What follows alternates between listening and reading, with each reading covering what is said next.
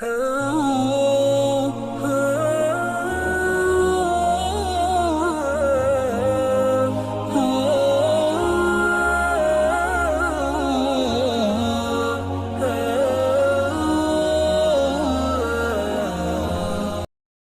رحمت رمضان المبارک اپنی تمام توانائیوں کے ساتھ جلوہ فراز ہو رہا ہے۔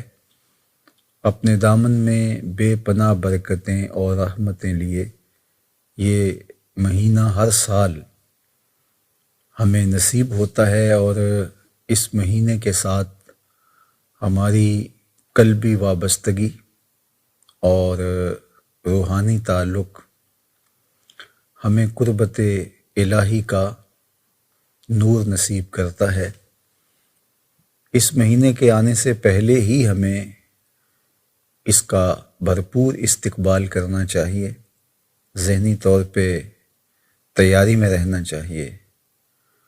اپنے گھر کی صفائی سے لے کر کے مساجد کی صفائی ستھرائی تک، اور اپنے بچوں کو اس کی ترغیب اور اس مہینے کے لیے تشویق پیدا کرنے کی بھرپور سعی کرنی چاہیے، چونکہ اس مہینے میں جو برکتیں رکھی گئی ہیں وہ کسی اور مہینے کو نصیب نہیں ہوئیں۔ اسے شہر اللہ قرار دیا گیا ہے، اللہ کا مہینہ ہے۔ ایک نفل ادا کرنے سے فرض کا ثواب ملتا ہے، اور ایک فرض کی ادائیگی پر 70 فرائض کا ثواب دیا جاتا ہے۔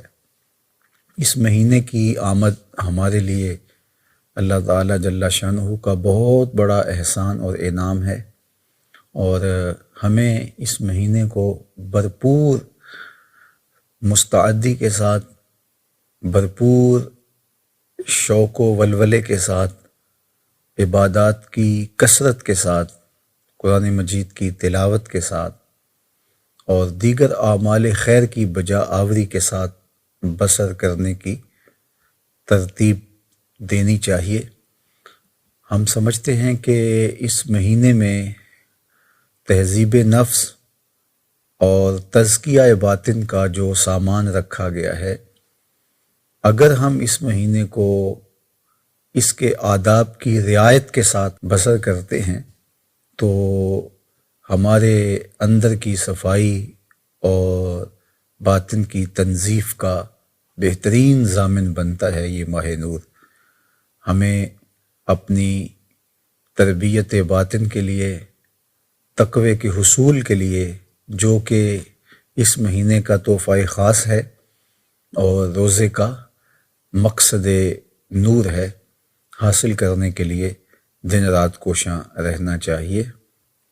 صلاۃ التراویح کی ادائیگی، قرآن مجید کی تسلسل کے ساتھ تلاوت، تہجد کی ادائیگی اور دیگر اعمال خیر کی بجا آوری خاص طور پہ ہمیں کرنی چاہیے۔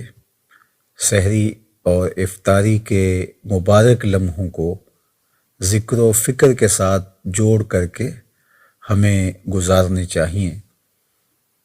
ہر وہ چیز جو خرافات کے زمرے میں آتی ہے، اس سے مکمل ہمیں اجتناب کرنے کی ضرورت ہے۔